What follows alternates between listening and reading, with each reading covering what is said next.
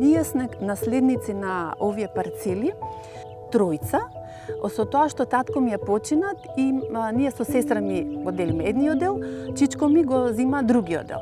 И поднесители на овие жалби и сите тужби се од тројцата. Поднесители од тројцата. Значи ние сме свесни дека имаме земјиште, меѓутоа тоа не е тоа. Границите ни се до сега толку што не успеаме да ги постигнеме целите за кои што сме ги однале барањата.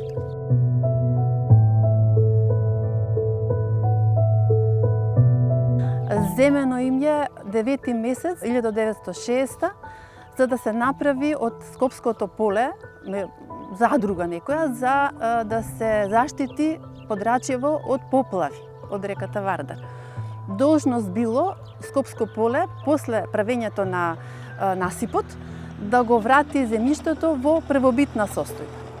Меѓутоа, 3 ниви што се одземени не се врати, не само на дедо ми, него тоа го имаат и другите сопственици на земјиште во село Таур. Иначе биле плодни земјишта, како што ми кажал, било воштарник.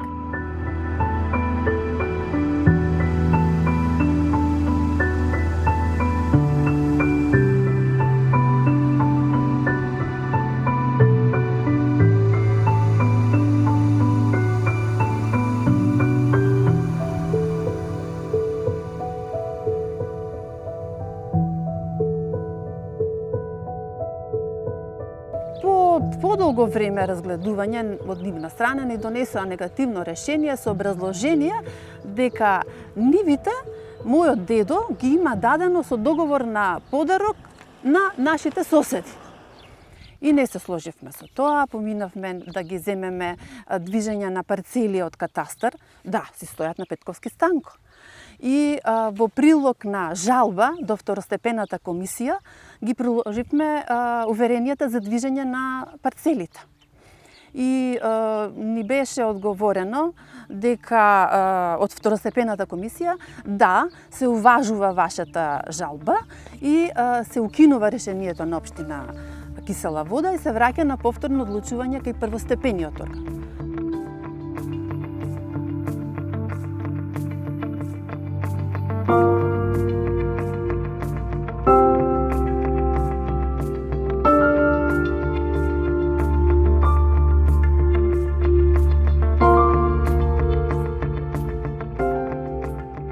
Според мене најпроблематично прашање е траењето на овие постапки, затоа што самиот закон вели дека постапката е итна, иако веќе пројдоа 23 години од кога е донесен законот, голем дел од постапките се уште не се решени и не знам во известен период колку би се решиле.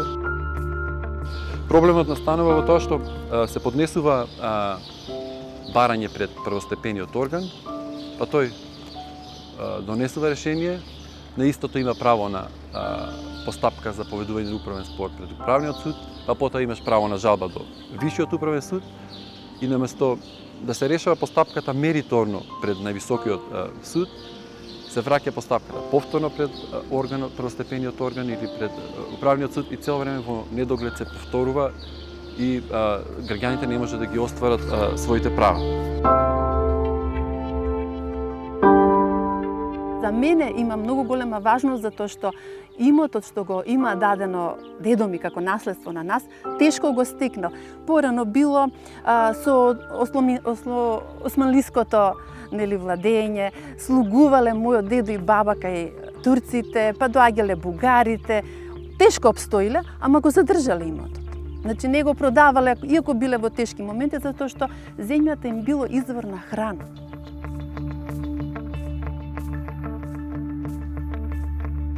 По однос на конкретниот предмет, исто така проблемите се, како што ги спомнав и претходно, не е одлучување од страна на органите мериторно, од страна на судовите, во последната пресуда е утврдено повреда на правото по сите основи, суштествени повреди, материјални и погрешно утврдена фактичка состојба. И главниот проблем е кај првостепениот орган кој не ја спроведува соодветно постапката за утврдување на факти кои се битни за одлучувањето, а сето тоа на штета на странката За истиот има поднесено и барање за судење, утврдување на правото на повреда на правото за судење во неразумен рок. Се уште немаме одговор од Врховниот суд. Властите наназад сакаа да кажат дека процесот на денационализација е веќе финализиран и дека е успешен, но од моја гледна точка истиот ниту е завршен, ниту пак е успешен.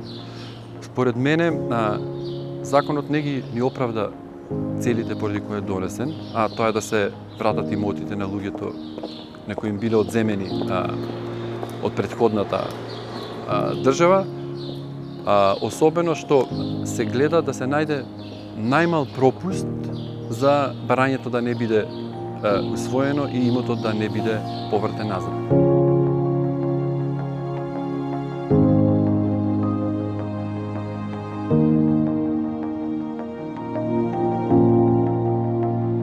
Па мислам дека нема да се откажеме, затоа што со сите докази што сме ги извале до сега, има основа дека документирано е постоењето на овој простор тука на овие ниви.